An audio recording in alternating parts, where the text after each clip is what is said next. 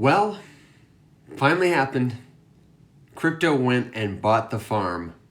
Good now, everybody. My name is Evan, and this is the Rise Up Morning Show. We are continuing on NFT week. This is part 3 for Wednesday, February 14th. Happy Valentine's Day, everybody. And yes, indeed, we are talking about real world assets. Did you know you can tokenize everything, even the deed to a farm, so that you and your friends can finally own that commune, earn interest on it, and share the benefit of it with the land and with each other? That's what we're going to talk about today, among other things. Of course, my name is Evan. My friend Alex is our good... Oh, there he is. There he is. Speak of the devil. Our good friend and colleague, Alex. He's going to help us answer your crypto questions. Together, we are colleagues at Faceless Labs. The community is the Faceless Many. It's your community, it's my community. It's the place to go if you want to know about cryptocurrency. And so is this. The Rise Up Morning Show is live every Monday through Thursday from 7 a.m. Central Standard Time until about 8:30. Sometimes we get a little squirrely and go extra long. And if you can't tune in there, join us on Faceless_Labs. It's our YouTube channel. You can catch any of these episodes retroactively so that you can take your time getting up to speed on all things cryptocurrency to understand why it might matter to you personally. I want to invite you to join our Discord. It's always going to be free. We post articles and links there that we talk about on the show at discord.gg/themany. And of course, if you're here now, there's no better time. Leave a comment, drop a question below, and if you want to support the show, then tap the screen, give us a like, use the share button to send it to your friends, and we will so appreciate it. Maybe we'll launch a token for the show and we'll airdrop people who liked the show. I don't know how we'll get that data from the algorithm, but we'll see. So we've got real world assets coming up today, and probably a couple other surprises too as we dive into the things NFTs can do for you. But first, I got to know, Alex, my brother, how you doing? Tired. Me too, man. Me too. I get it. Got the coffee. Got your clothes on at least, you know. I mean, From we're the doing all right. waist up, at least. You can tell. From the waist up, at least. Our friend Dave, who's here regularly in the audience, told us the other day that our POAP made the news. Dave, if you're here, thanks so much for sharing the news that our POAP made the news. If you don't know what a POAP is, then stay tuned because we've got a gift for you. Since we're talking about NFT week, we wouldn't want you to have a conversation with us about this unless we could give you something for it. And so check this out. We have got your very own non-fungible token that is totally free to claim, which points to this awesome piece of Rise Up Morning Show art by the inimitable Alex Popovich. And Alex, what is a POAP? Tell them again, and how do they claim it? Let's get that out of the way, and we'll bump onto some news headlines. Yep. So POAP stands for Proof of Attendance Protocol. It's just a cool way that you can memorialize the fact that you did a thing by putting proof of the thing that you did on a blockchain. All you need to do to claim it is create a free account with POAP. That's POAP. And if you look them up in the App Store, you'll find them. No wallets are needed. You don't have to remember a seed phrase. There's no need to purchase anything. There's no need, just a quick and easy sign up. You can certainly connect a wallet later if you would like to, but you certainly don't need to. And we have created a unique mechanism for claiming these. And what you have to do is just through our Discord, there's a channel up at the top called Bot Hub. And in there's a button that says POAP. You just click that button. You're going to be prompted to enter the secret phrase, the pieces of which we're going to be giving you all week long. And it'll give you a link. And that link will mint you your very own copy of this on the blockchain forever. That's exactly right. It's a one of just a couple, and yours will be provably unique from all the others. And I'm going to do you a favor and give you the secret word earlier on in the show today. And then Alex and I were talking yesterday, and instead of making you put together a secret phrase, I think we'll swap back to doing just one secret word one time a week so that you can catch this POAP. It'll be a little bit easier for you. So stay tuned for the secret word later this afternoon so that you, yes, you, I mean later this hour, so that you can get this POAP. And I can get my stuff together, and we can all be happy about it. Alex, what do you think, man? Are there any good news headlines today? So there's really just one that, well, I don't know. There's probably, you know, the total crypto market cap has crossed 2 trillion. Bitcoin is over 51,000, and seeming to be consistent. So that's definitely igniting the spark in a lot of people.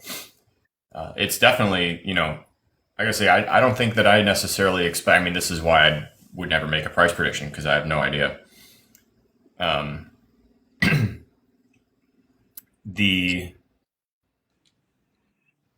Wow, you know that feeling when the thought just falls right out of your head and you Yeah. can like feel it slipping away. Um, anyway, there's not a tremendous amount of stuff going on that's getting a ton of coverage. But Charles Hoskinson yesterday had a really interesting little live stream, I guess that he posted, or maybe it was the day before yesterday that he actually streamed it. Um, but there's some interesting opinions in there that I thought we could kind of dig through and break down. I have the whole thing up here. It's like a 16-minute video. If you have the time, I think it's worth watching even just to gather opinions from someone who's a thought leader in the Yeah. space. A true thought Um, leader. Yeah. yeah, and this is one of those that love him or hate him. He's a controversial figure, but the one thing that I think you can say unequivocally is that despite his approach, he really seems to want the decentralization of this industry to like move forward. Like that's what the man cares about. Yeah. It is impressive to be the face of one of the biggest, cryptocurrency blockchain ecosystems in the entire space. And I don't think I have ever heard him say anything really about price or price predictions or care too much about it or, whatever, for better or for worse. So there's at least something to be said about that. But his opinions are usually pretty interesting. He's usually very passionate about it. And the title of this piece was just Legacy is Eating Crypto. Basically, he just talks about the increasing centralization of power in the crypto industry and how, it's a really interesting dilemma, honestly. The kind of the push and pull between wanting more people to be able to use it, thus needing to create a better and better user experience that is more easy and convenient for people to interact with. But the cost of a better UX is typically centralizing pieces of the thing. Sure. Sure. More control somewhere in the machine. Control somewhere, yeah. Whether you're giving up custody in an effort to not have to deal with wallets. POAP is a good example, right? Like the reason it has such a good and easy and quick user experience is because they custody the NFTs for you until you're ready to take them. I personally don't have anything wrong with that because, you could connect your own wallet and withdraw it and self-custody all of your own stuff if you would like to. I do also, though, out of the other side of my mouth, see the issue. Because if something happens to POAP and their storage or whatever, and you haven't made the push, to withdraw and hold your own stuff until then, your shit's gone. Yeah. So it's it's a give and take kind of thing. I totally get where he's coming from, and it's really, I don't know that I have a great answer. Exactly how do I feel or which side of the fence do I fall on? I don't know. What do you think about all that? I think that generally speaking, the inversion of the software hardware relationship, now that we have code that can run your computer and your computer running the code can't take over the network, that even though there are people like Coinbase and people like, I don't know, A16Z that own all of it, BlackRock is going to come in, there's going to be ETFs. I think that one thing is going to help people who are interested in decentralization. It's giving us the actual tool to truly build something decentralized on the internet, something truly open, truly permissionless. And I think that though the money people, the power people will put out their products faster, they're going to be cleaner, they're going to be more beautiful. I do think they're going to introduce a lot of people to the benefits of what this does. I think they're going to go almost far enough, but not quite, because they can't. You know what I mean? It's going to be the game company that gives you your skin as an NFT and then says, by the way, you got to pay 99 cents for it every month, or something like that. I don't know what it's going to look like, the straw that breaks the camel's back, but I think it's going to happen. I think they will sort of fall on their own swords, as it were. And that, ironically, it won't surprise me if people who are building decentralized solutions rip off what centralized people do well, and then open source movements get behind it. You know, if you're a company and you want to accumulate a lot of power around your proprietary tech, you try to hire the best people. But if you are hiring the best people, you're never going to catch up with a movement that is attracting the best people, right? I'm thinking about something like GitHub, totally open source. I'm thinking about something like Linux, the largest operating system in the world. Most big tech, most big software truly is open source, created by movements. And so when people, even if people try and close it down, get their hands on it, I ultimately think that those shadows of crypto, shadows of NFT, you know, uh, I don't know, the corporate coins of the world, I think they're really going to teach people what it means to have the innovation of crypto. And I think that's going to help people learn how to use it. And I think it's going to lead people to a lower layer where things are open and decentralized. And eventually, I think the user experience will catch up and take over. It just seems like that's the direction we're going to go. Especially when I look back at history, I see that a lot. And I just feel like we're at an inflection point now where we finally have the tech that can carry that kind of movement, give it a firm foundation to stand on. I don't know. Do you think that's pipe dream? Do you think it's pie in the sky? Because it seems very practical to me. I think it's too early to say, because it seems a little pie in the sky, you know, but we've seen crazy shit happen in the world of technology. What about it seems pie in the sky? Does it seem like? I mean, we got the tech. I feel like we're just waiting on the movement. Yeah, I don't think the tech is the issue. I think it just takes a while for the people to walk all the way there. Often, you know. Yeah, like Moses in the Promised Land kind of thing. 40 years in the desert. It's just, I mean, so little tiny examples that, you know, are not on the same scale as this, right?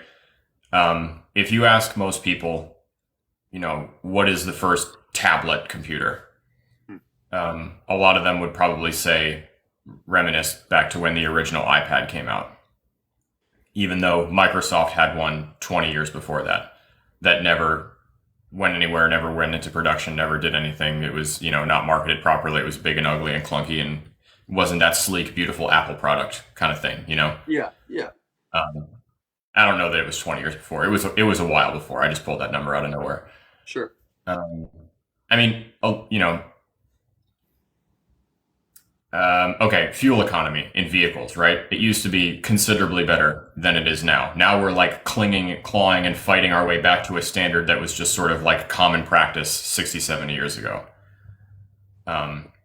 You know, like my dad usually tells the story about how, you know, you see like the global emission standard for cars produced in the year 2025 is going to be at least 35 miles per gallon, whatever the hell it is. And he remembers, you know, his Peugeot from when he lived in Germany, that was getting like 55 miles to the gallon, and it was never even on anybody's radar that that was a thing. Yeah. You know, like the tech has always been there. Mm-hmm. The tech will be there, but what people choose to do with it in the face of convenience, I think, is the question, because ultimately everything always comes down to convenience. You know, if something is inconvenient, it will have an incredibly hard time getting anywhere unless the thing that you gain from being inconvenienced is more impactful than the inconvenience you had to suffer to get there in the first place. Yeah. Yeah. Trying to think of a quick example of that, but I mean, you know what I mean? Like, yeah, I don't know, driving versus flying, right? You know, like Yeah. why would I? It would be more convenient for me to fly on a private jet to, you know, come see you than it would be for me to drive all the way to Memphis. Yeah. Yeah. But of course, the convenience of just getting in my car and driving there and being there in 8 hours versus the inconvenience of having to shell out, you know, my life savings to get on that plane. Right? Like I'm not going to take that convenience because of whatever. It's kind of that's a shitty example, but you know what I mean. No, but I think like I totally agree and I get it. I think right now it's just a UX problem. I think the UX has got to catch up, and I think it's going to be a movement and momentum thing. I think Facebook is going to do its best to hire people. But that's kind of my point. Okay. Oh, I lost you. Oh no, you got me. I can hear you. Test check 1 2. Test check 1 2. Hello. Test check. I can hear you. Hi. Hey. Can you hear me? I think it's me. Oh. Oh no, I don't think it's you. I can hear you just fine. Let us know Sort of. below. Can you hear us both? Are we warring? Is it a silent war? Hold on. We'll have to talk to each other in the comments. Yeah. Okay. It's you guys can hear us both. We're a bunch of stooges. It's our to each other. You know what? As soon as Return of the Collector said that, I was thinking, just obviously because it is Valentine's Day. Happy Valentine's Day, by the way. The one episode of the Three Stooges that will forever be my favorite moment is when the three of them bring their girlfriends home to the house that they built for them for the first time. And I've never seen it. I don't know if you watched a lot of Three Stooges. Okay, so the Three Stooges bring their girlfriends home and they walk in the front door. And, you know, the women are obviously very unimpressed by this house that they have put together. And I can't remember which one of them walks right into the middle of the living room where there's just this 2x4 propped up between the floor and the ceiling. And she's just like, this is ugly, and just pulls it and the whole house falls down. And I was really little when I saw that. And I don't know what it was. It was kind of like, you know, I'm trying to think the other movies that have made me laugh that hard. The original Pink Panther, you know, with the lunatic Dreyfus, Home Alone, stuff. Yeah. It was that level of I just lost it. I don't remember laughing that hard at very many things, and for some reason now that's just like a core memory cemented in, like her being, this is ugly. What's this doing here? Pulls this 2x4, whole house falls down. And I'm gonna have to look it up. That sounds fantastic. So, of course, as soon as you said that, Collector, that is exactly what I thought. So, can you hear me? Yes. Okay, great. I can hear you too. We had a, you know, it gave me the thing. It was like, oh, poor connection, switch to a better network. I'm like, bitch, this is the only network I got. Sorry, pal. Yeah. Yeah. Speaking of decentralized solutions, golly. Mm-hmm. And happy Valentine's Day to you, man. Happy Valentine's Day to Angel, to everybody watching. This is, you know, we are here for the love, I guess, for the love of crypto. Yeah. And you know, I can't remember. Can you recall the moment you got interrupted? I got flustered. Please continue, because I want to get further on this. You were pointing out that it was a UX problem. Yeah. And I interrupted you to say that's I think that is kind of like the crux of what he's talking about. That in the face of improving the UX, what do we give up to get the better UX? Because completely agree that the adoption of any software or hardware based technology is the user experience. And if it's clunky and shitty, you're simply just not going to get the use that you would like to see in it, whatever that may be.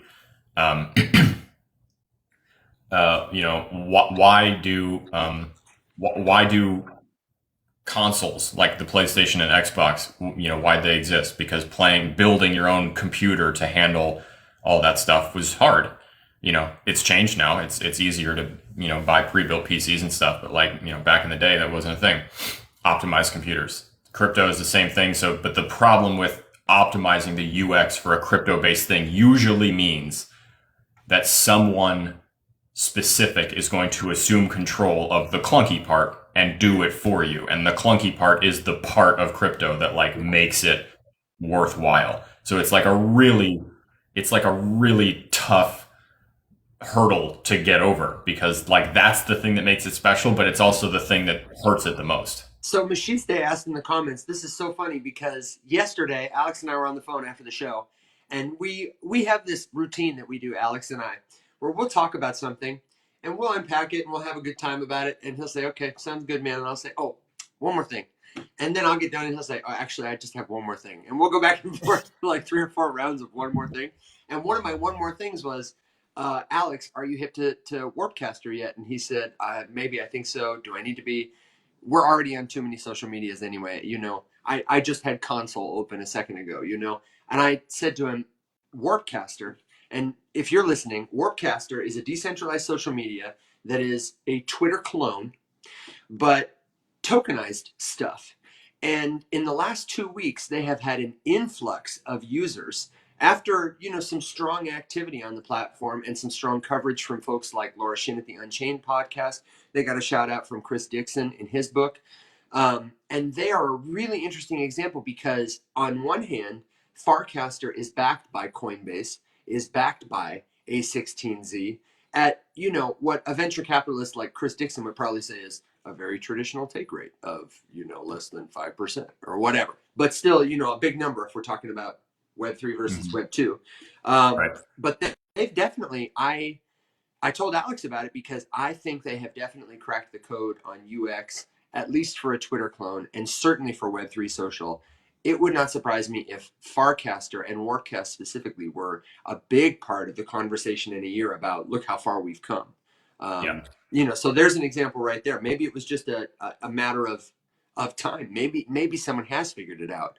But behind the scenes, I think it's like Alex says, their tech stack may be decentralized and you may be able to own your following and stuff like that. But the folks at A16Z and the folks at Coinbase are going to get a really big paycheck for it. Is that an acceptable level of decentralized, do you think, Alex? For me and my anti-capitalist heart, I feel like no. But also, I don't know. Am I willing to put up with that? That's better than, Gary Gensler telling me I can't, Chris Dixon, Daddy Chris paying for it. I don't know. What do you think? It raises other concerns. We've talked about this before too, and it's full circle with the fact that we're talking. This conversation started with Charles' opinion, but if you have a totally decentralized entity, I don't care whatever one we're talking about here, but there is a public figure who, for whatever reason or in whatever capacity, has massive influence over it. Technically, is it decentralized? But practically, is it centralized? You know what I mean?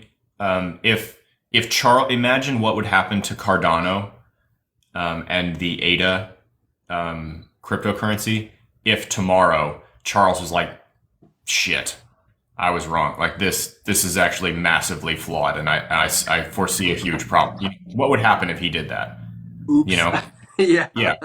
Even though technically, Charles does not have his finger on the on-off switch of On the Cardano, price right? button. Yeah. Yeah. Um, so I don't know. I don't know. I mean, like I said, I agree with you, Machiste, what you were saying. You know that something, let's say Warpcast for this example, does the clunky stuff for you by default and then gives you the option to do it yourself. Personally, as Alex speaking here, I Yeah. think that that's the methodology. I think that's the way to You do would it. like their on-chain. It's a lot like Shades of Sin. Tokenize So what you want to. Not yeah, everything is on-chain. yeah, Runs better, better user experience. It's smart.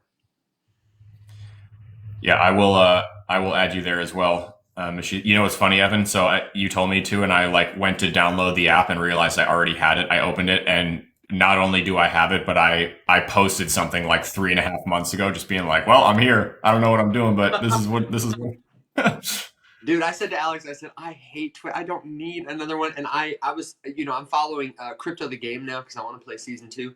And the host posted something on Twitter, and he was like, I posted this over on, Warpcast, but I'll post it here too. I was like, geez, man, like, come on. Like, everyone loves it so much, and I'm over here just like, so. And let me say what Machiste said about, uh, is it wrong to reward VCs who help bring a good thing into the world? No. But is that the ideal model for organizing and coordinating human action? I would again say no. I think it leads to incentivizing the accumulation of power. It leads to incentivizing lopsided ownership. I think for me personally, I have traced this all the way down to capital. That's why on my channel I talk about how like money as a unit of measuring value is the problem, and why crypto as a solution could be helping us move beyond just Yeah. dollars and cents as a measure of value. We certainly don't have to get into that now, but on the road to get there, where we are now, I am glad that people are helping us bootstrap Farcaster because I believe it will help us tip the scales towards seeing the potential for crypto tokens to do so much more than just pay Chris Dixon. For now, do I want Chris Dixon to get his paycheck? Yes, absolutely. Always love him. But, eventually, wouldn't it be great if we could just distribute all the abundance of resources we have to all the people who need them? You know, I want to put a pin in this thought later. I'm just going to say it because I'll probably forget it, and maybe if the two of us think about it, there's a chance that we'll remember it. Okay. But I had a really interesting question yesterday from somebody because we were talking about the real world asset type stuff, Yeah. and the question came up because we were also talking about like using NFTs to prevent counterfeiting of luxury goods or something. Like Gucci could use them. Yeah. Yeah. The question was like, okay, let's say you do attach an NFT to something, or like you're suggesting here, Evan, attach a token of any kind to the real world of anything. How does the fact that it exists prevent the real world item from being traded from human to human without that thing also coming along? Huh. And I was like, no, it's a really interesting question because it doesn't. It really doesn't. Yeah. You could so in this example, right? Um, Evan could own the purse that has the NFT attached to it, and then he could sell it to his neighbor who doesn't care about the NFT, and Evan's like, "Well, shit, I'm just going to keep the NFT then." And then and then the neighbor, next year rolls around, he's like, whatever, I'm going to regift this to somebody. He gives it to somebody for now. All of a sudden, the thing has transferred, like 3-4 different owners, and Yeah. Evan's wallet still has a token in it. So like ultimately, like, what does that solve? I wanted to like get into that later because I can see like goods and bads about that. Problems, of course. I think this kind of just plays into the idea that there is no perfect solution to anything. And that Yeah. the NFT to the counterfeiting or to the real world asset trading is certainly not a perfect solution by any stretch. But does it improve something? Is that improvement not really worth it? So I wanted to come back to that in a little bit when it's more topically relevant. Who we need to talk to about that, honestly, is Mac and Cheesy. I'm looking Yeah. for him on Twitter right now, and I might go to Instagram because I feel like he's more active there because he's like, He always DMs me back on Twitter very quickly. does he? Is he Austin Marchese or is he Mac and Cheesy on Twitter? Oh yeah, Mac and Cheesy. Our friend Mac and Cheesy, Austin, he is he is the COO at IYK, which we've talked about before. They're the company that collaborated with Chris Dixon to do this cool NFC chip for read write own. I feel like my answer would be making it more seamless to track with like smart tech the transfer of the physical ownership. And I think people right now are forgetful because like we've been inclined to forget because the physical thing is the valuable thing, right? But I think eventually we're going to come to a place where people equate the token of the thing as valuable as the thing. You remember I told you about that weird performance art that I wanted to do, and I still would love to figure out a way to produce this. I told Alex and the guys about this a while ago. You might have heard me talk about it if you're on my channel a lot. That I would love to do a performance called proof of ownership, where you create these tokens for physical things or intangible things like plant 100 trees, make a token for it. Do 1,000,000 push-ups like David Goggins style and capture the sweat in the vial, make a token for it. Shave off your hair, make a token for it. Get a pint of your blood, make a token for it. And have an auction where you sell the physical things and the tokens to people, and either lock up the physical things, destroy the physical things, or maybe give them an option to have, the physical thing. A performance that essentially prompts people to consider what is more valuable, a physical thing or the token that represents it, an ephemeral thing that will fade away, or something that you cannot touch, but which hypothetically will be around forever. Which is more valuable? I think people are going to have to, like, societally start to answer that question. And then I think probably tech like IYK is going to have to get better. Have you tried to scan an NFT that's got an NFC chip on it with your phone?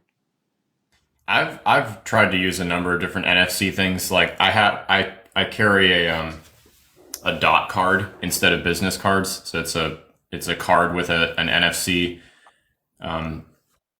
tag in it. And I have had issues with it. It's not the easiest thing. A lot of times, often I've found too that like people have to take their phone out of the case to do it, which is just obnoxious.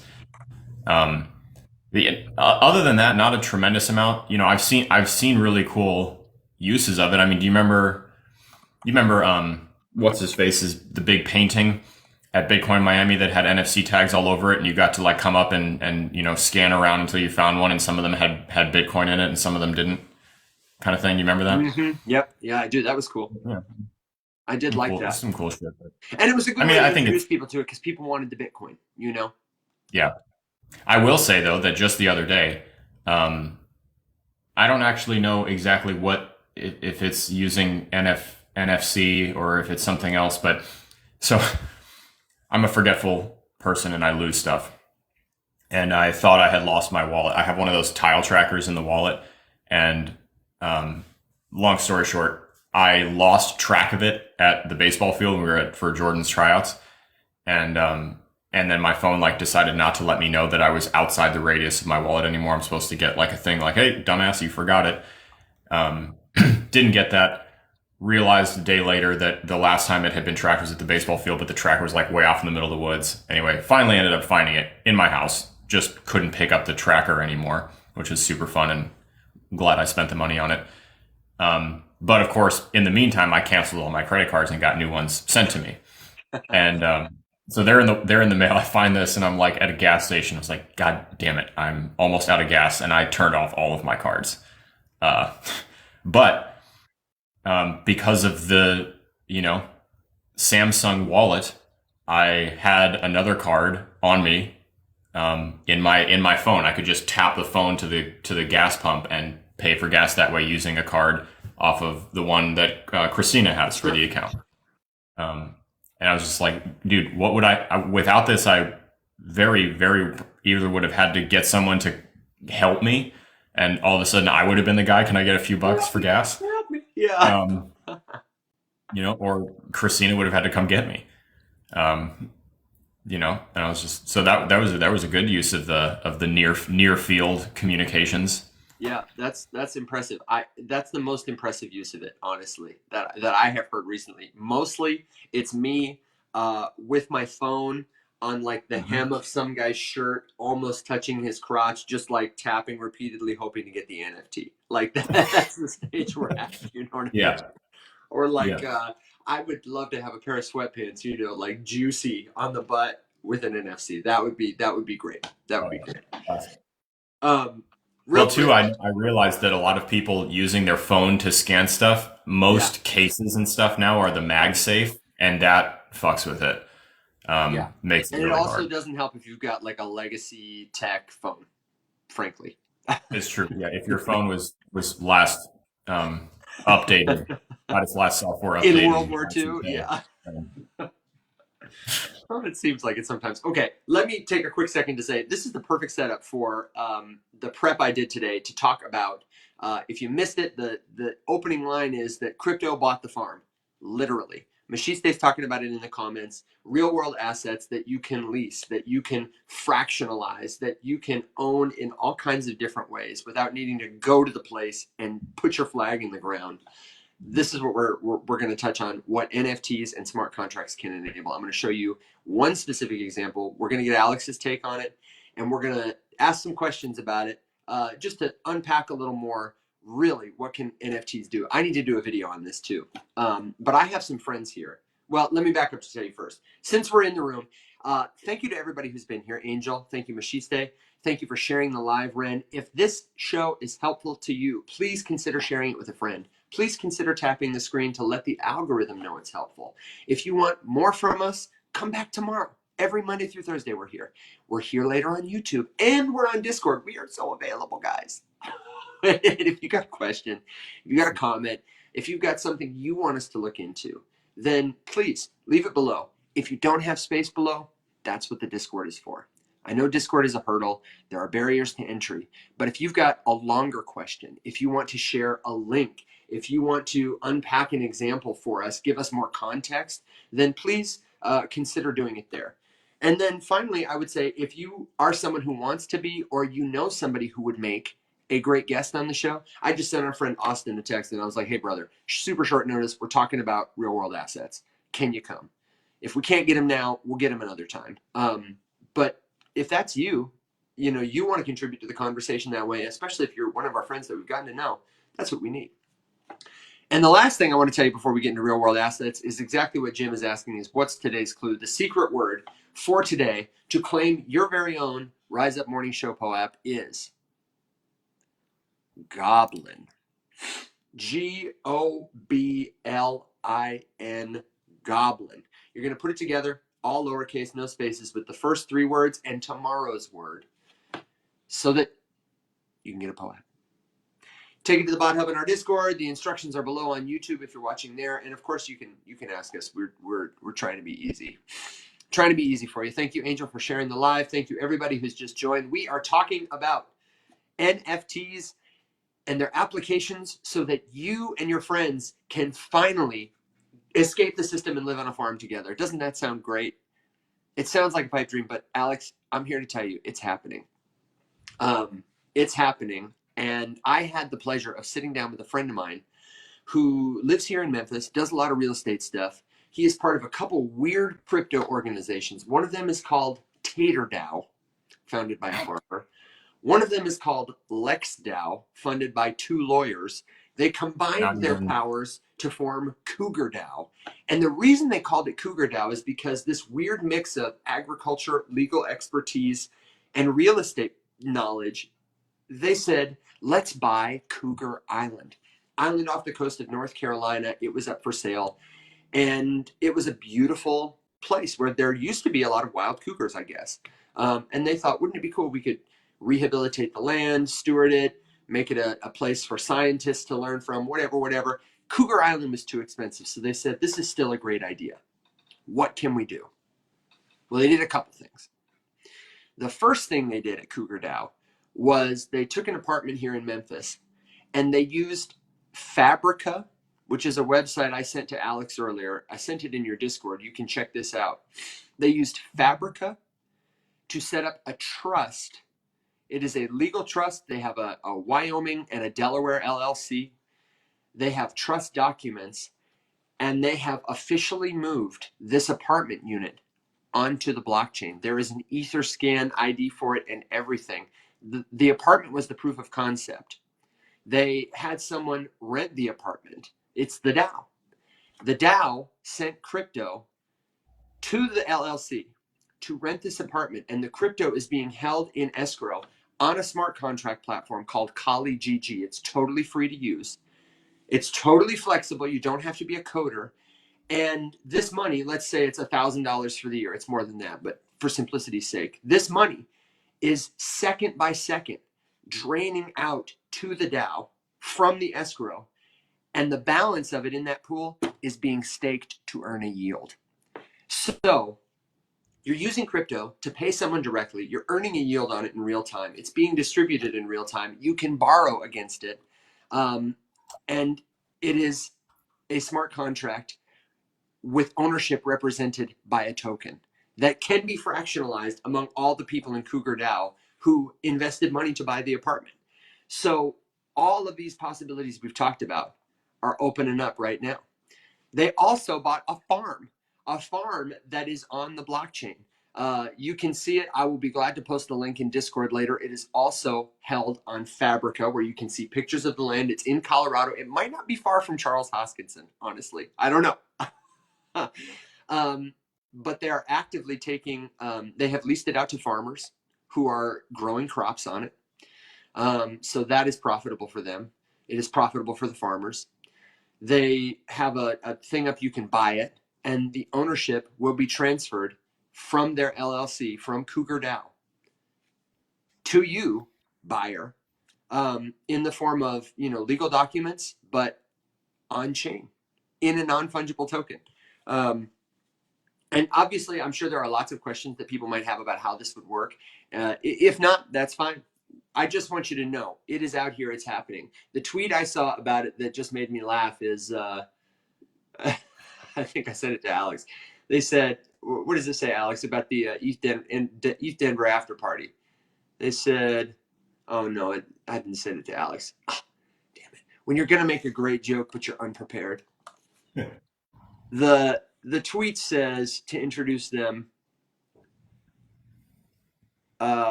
if any of you East Denver attendees really want to flex, the way to do it is buying a Colorado farm via NFT. What are others going to do? Have an after party?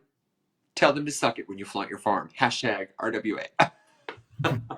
It's the have fun staying poor for people who are into real world assets, I will do a video on it, I think, in depth later, but I think that's enough of a taster just to prompt questions, to prompt comments. Alex, what do you think about this? Is this as cool as I think it is? Or am I totally missing it? I mean, no, not at all. It's super cool. No, I don't think you're off base. I mean, it's. I'm trying to. It's an opinion, right? It's a little subjective. So I mean, Yeah, no, I think it's cool as two shit. guys on the internet with opinions. Yeah. But no, I mean, there was an interesting question about the island flooding that Cougar Island. I think, prompts an interesting conversation. But no, I mean, I think that this, I am very aligned with this way of thinking. Yeah. So if the island floods, let me just break it down for you a little this way. If the island floods, CougarDAO has, for sake of simplicity, they've got 10 members. And the way they have created their ownership contracts is that stakes in CougarDAO are represented by tokens. If you buy into the DAO, that's how you get tokens. These are not necessarily liquid tokens in the sense that you can sell them on a decentralized exchange, but they are liquid tokens in the sense that this pool of funds is held by a treasury in the DAO. Your tokens are a direct representation of how much money you own in that pool. And you can cash it in at more or less any time. You can use those tokens to vote on and propose things.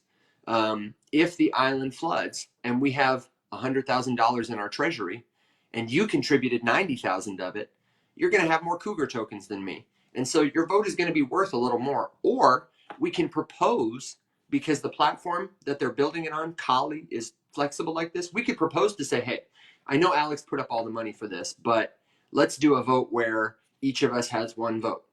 And if we vote on that and say yes, let's do it this way. It's just a wonderful way to handle things on chain. You're signing transactions when you're voting using your private keys. There is a multi-sig wallet for the DAO. Anybody could buy in, I think, at certain intervals or windows. If the island flooded, they would just democratically decide, what do we want to do? Somebody might pull their I was money going out to of the say project. Go ahead. the short answer that to what happens if it floods. Same thing could happen to what if you tokenized an apartment building and then an earthquake or it caught on fire or whatever. What would happen? The exact same thing that would happen to you if you owned the building and it got caught on fire. Yep. Regardless, right? The idea here is this is just like a different method to the ownership in a way that you could split it up so that multiple people could participate in it. But, if something like this caught the traction that it would need to catch for true adoption, then there would be insurance options, the exact same kind of stuff that would happen before. Nothing about like the island or the idea of owning the island or the building or the whatever it is changes. But the way that you can, one, prove that you own something, or two, the way that you could own a piece of it instead of having to own the whole thing and actually have that be more easily tracked and protected. That's really all that's changing here. But like the idea of ownership and what comes along with it, the good, the bad, and the ugly, none of that changes. Yeah, it's all the exactly. It's just a different way to organize the people behind the idea of ownership. And it makes it easy so that we can have, people all over the world can participate. It's not just like a Discord room where we agree to it and then you got to send. It's an all-in-one kind of platform that integrates smart contracts. So when we say at the meeting, like, okay, we're all going to pay $5,000 for this, you'll get a transaction kind of thing. There is an escrow account. It is an LLC. And it is truly a DAO. Alex and I all the time rip on people who call themselves, DAOs are just like what, a bunch of friends with like a shared bank account, but not really. But this really is, and it's a great model for how they're using this thing to do transactions right now. And again, it's still the money system, but what a great way to ensure, people are using the land that would otherwise just sit there because these people from around the world wanted to, come together and own it. And maybe none of them could have participated in owning it otherwise. Imagine all the farmers out there who maybe have a piece of land but aren't good marketers, who can't tell a good story, or who need a micro loan to start converting their operation to more regenerative agriculture.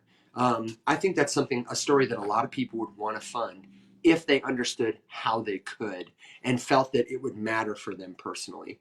Here's a pathway that shows you how you and 100 of your friends could find a piece of land and pretty reasonably put it on the blockchain to do just that. Would you rather own a flooded island or the NFT of a flooded island? So the NFT. I was going to hear the nature of that question is a little bit flawed because I think you're thinking of kind of the current, the PFP idea of the NFT that, you're just like someone who bought just the NFT by itself. In this context, though, it's a little bit different. That's like saying, would you rather own would you rather own the building that got caught on fire, or would you rather have the deed to a building that got caught on fire? Like, yeah, right. The NFT here is just it's just a digital version of the deed. Or the title or the whatever, So if you own that, effectively, you own the building. It doesn't matter whether or not. I mean, think about how many people own real estate in places that have never been, will never go, and have never even seen. People who like invest in apartment complexes or invest in commercial real estate. It's not like they're moving in to the basement floor of that thing and living out of there. Most of them who do that, especially on the big scale, just kind of have it. And if that building caught on fire, it's not like it's, you wouldn't ask that question about that scenario. And I get why it seems weird because of the use of an NFT, because we have only ever really seen NFTs used for JPEG stuff. But it would be the exact same thing as just having the deed, just the digital version of it. It's just easier to show that it's yours, and you don't necessarily need 18 other middle people to help you like move the deed around if you wanted to. I think that's a genius explanation, my friend. until I will concede you're 100% right. Until there is some sort of like deed system, yes, then it would be a different story. You would have to actually go through, the lease, purchase, rental, whatever agreement it is with the relevant parties. The idea here is not that we like eliminate that relationship between like whoever owned the island first and then sold it to whoever wanted to buy the island. It's just the nature of that transaction that we are interested in changing. Um, do you need an entire firm with 45 people to broker the deal of the island being sold? No.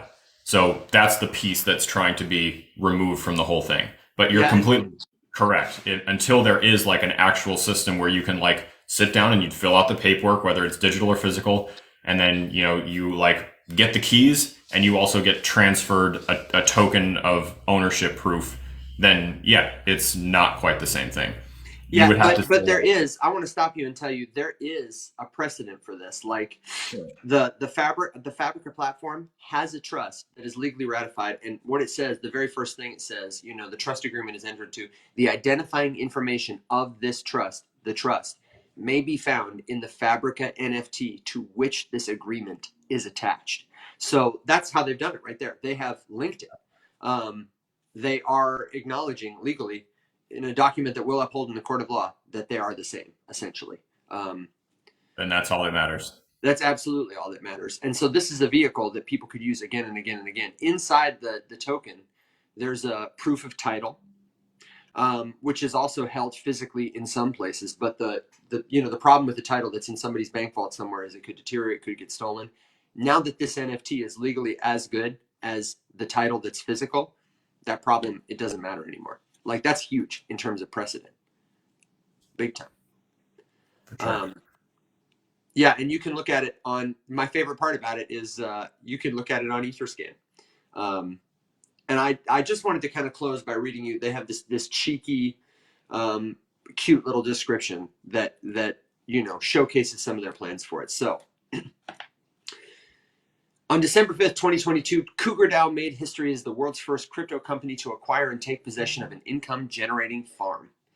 Although you'll never be as cool as CougarDAO or its members, you now have the opportunity to be part of this visionary venture.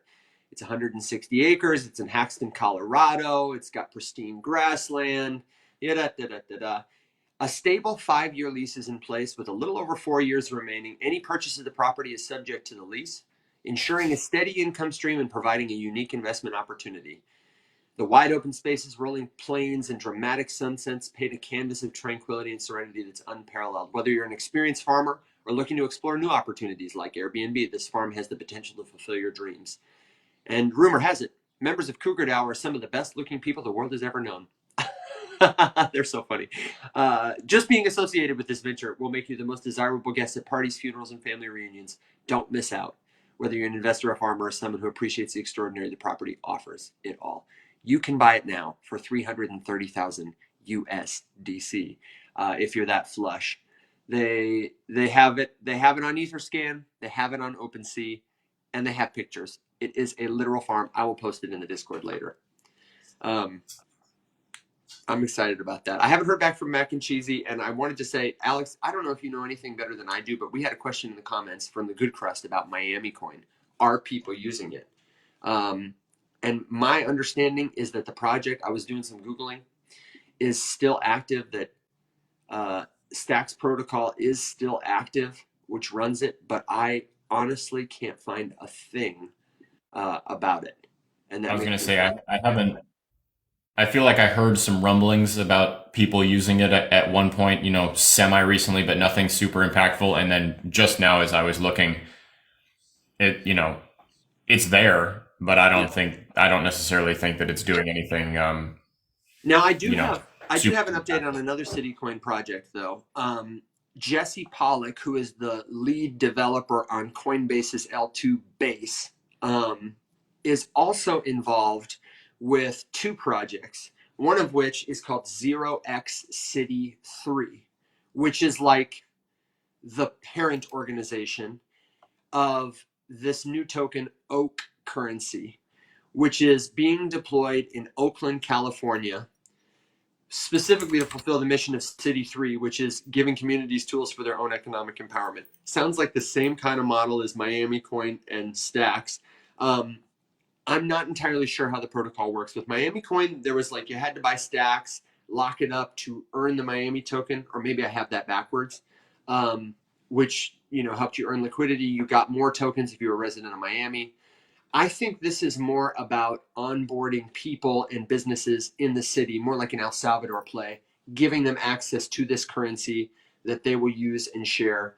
The post says, Oak currency is a community currency for the people of Oakland.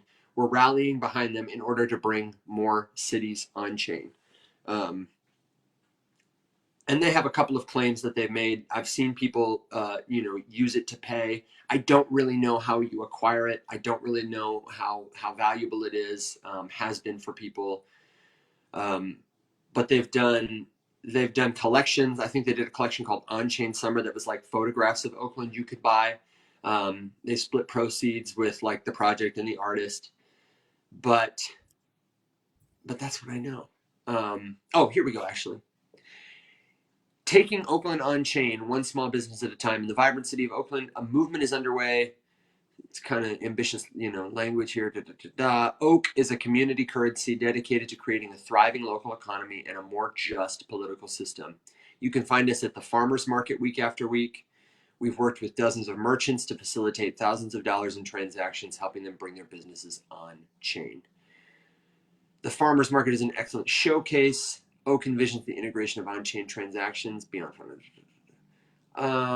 They've done quadratic funding, where 242 community members collectively allocated funds to 7 different nonprofits.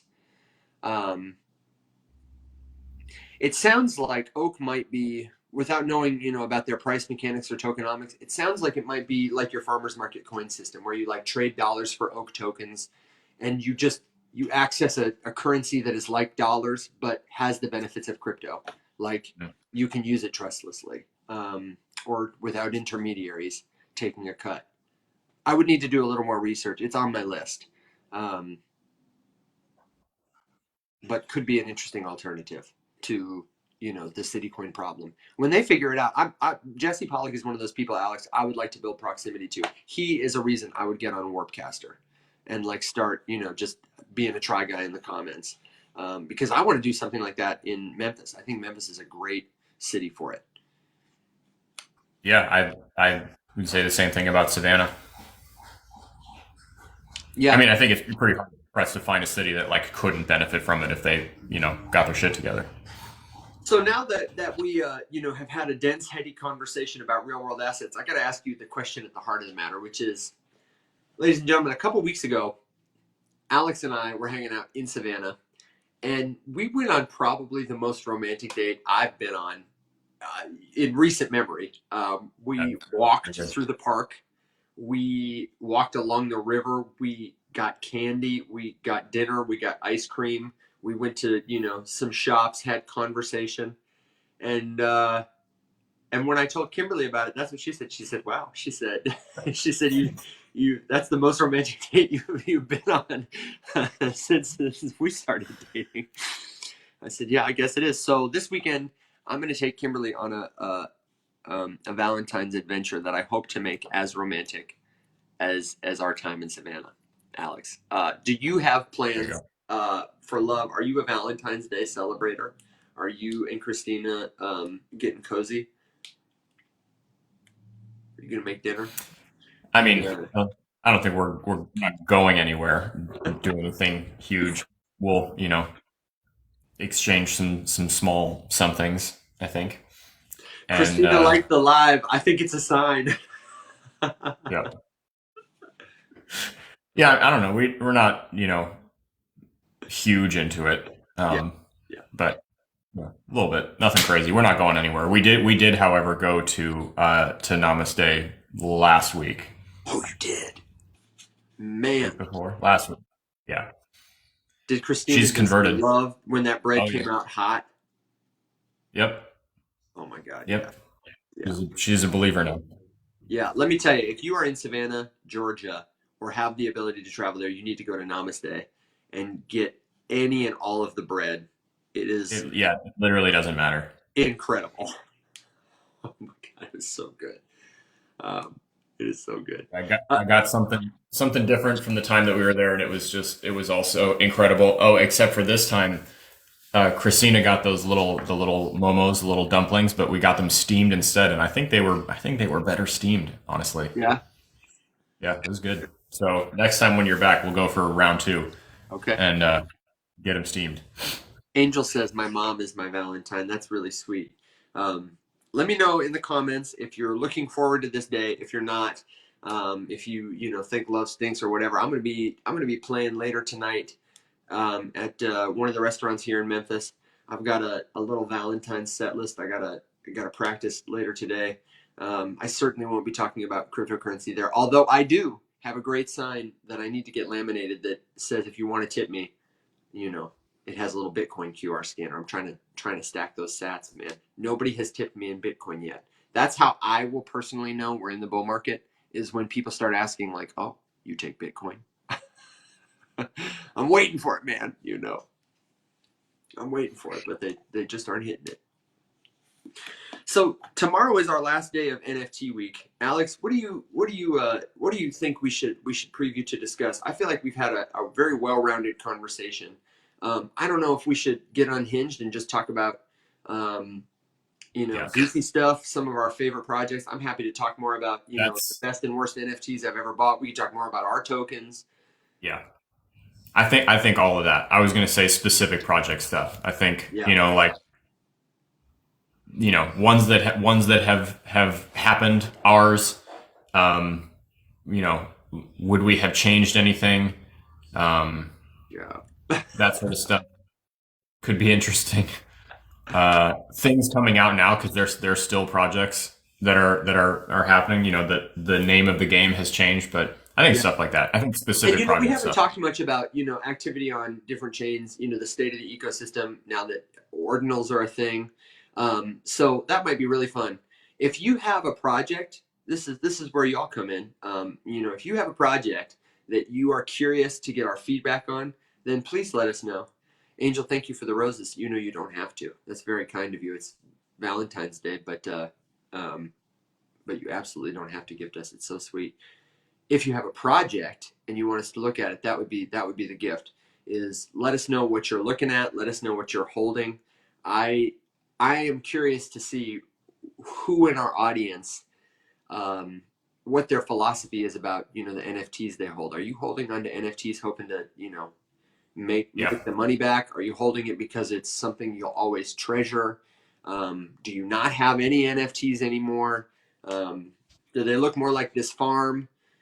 I'm really curious to know, and maybe I'll send my friend Sardor. I don't know if he's on TikTok. I know he's on Twitter.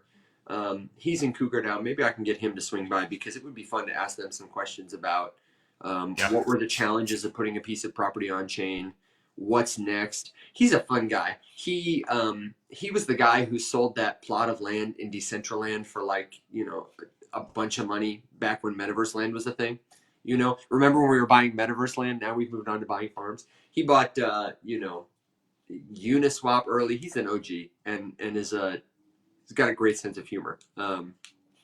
He'll be fun to talk to. I'll see what he's doing. that'd be cool. Yeah. What did everybody say? You are welcome. Thank you, Angel.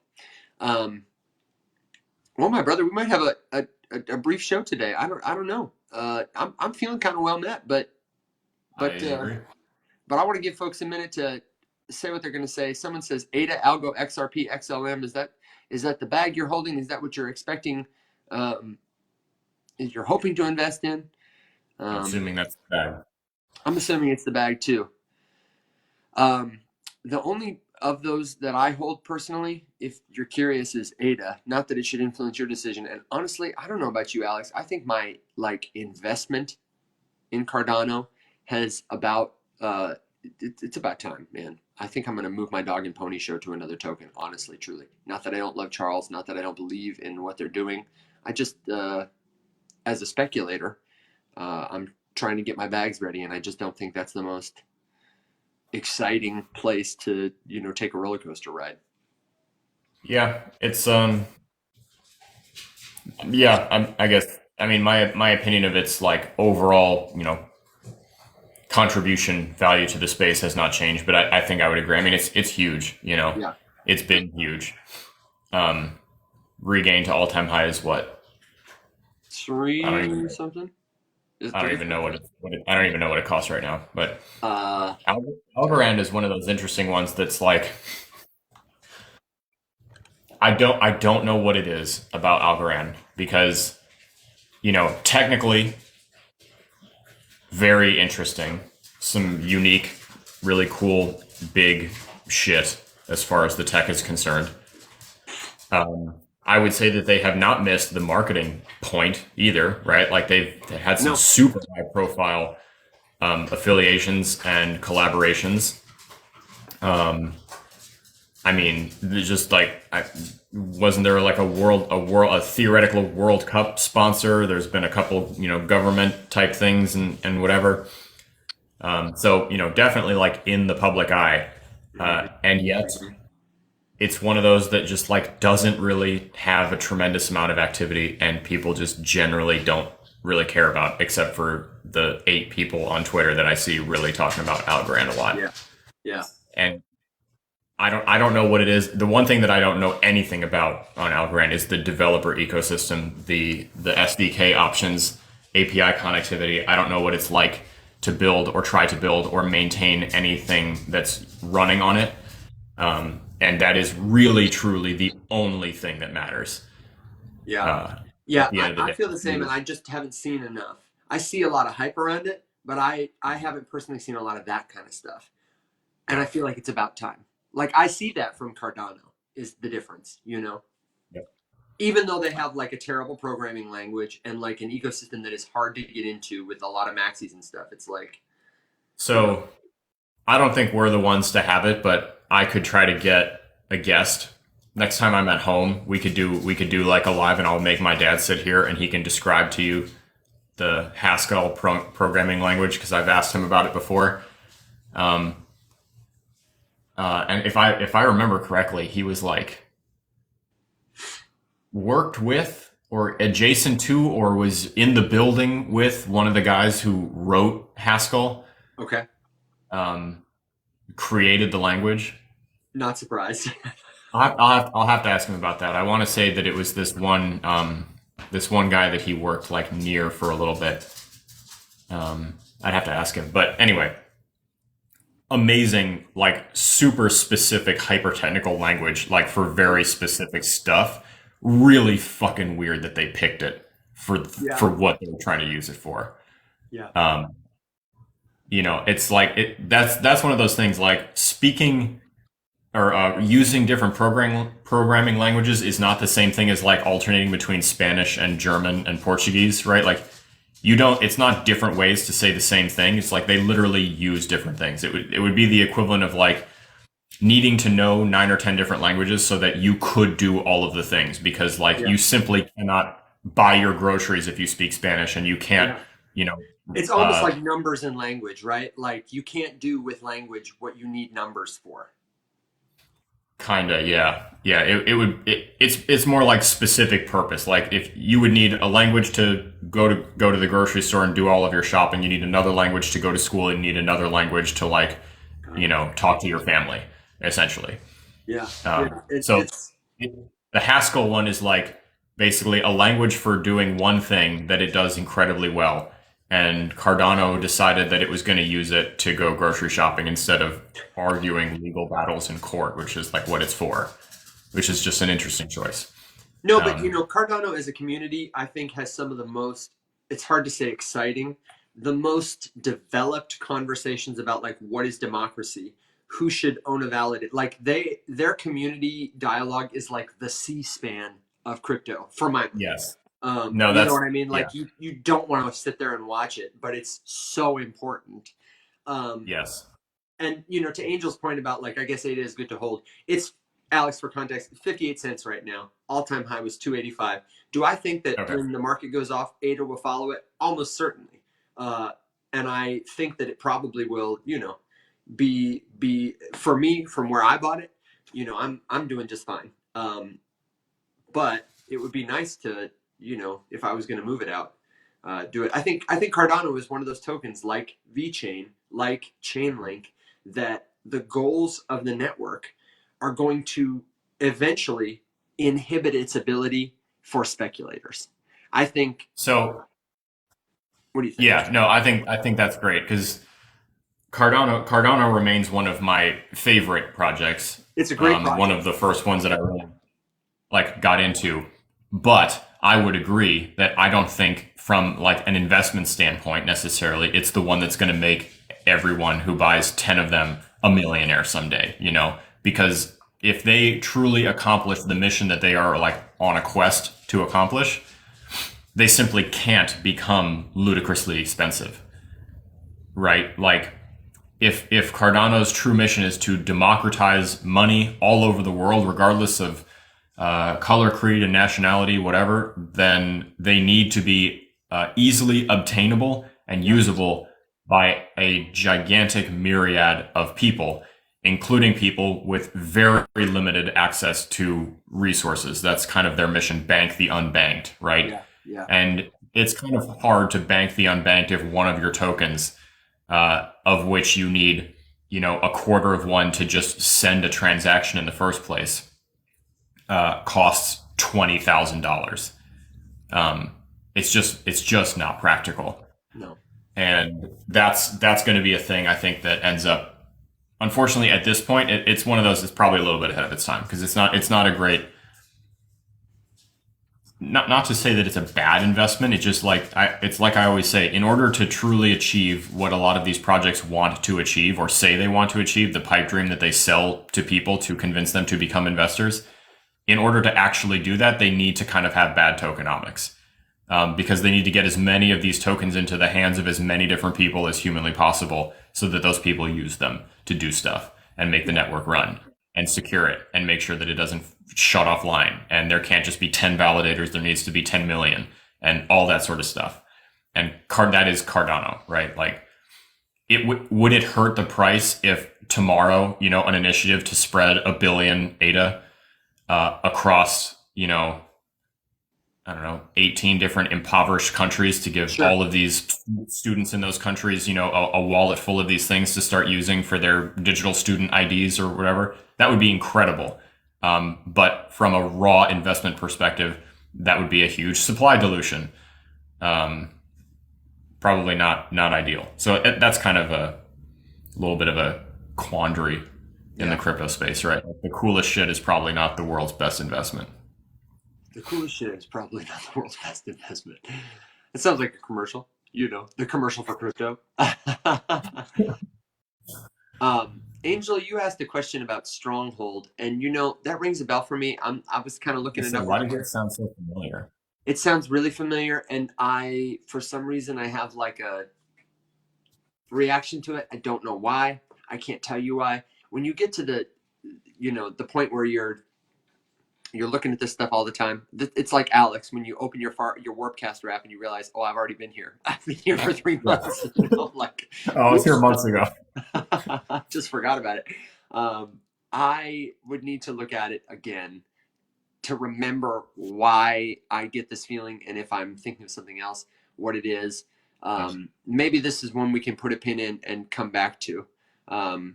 It looks interesting. It looks like a financial product, payment and financial infrastructure for all. The website stronghold.co looks kind of corporate.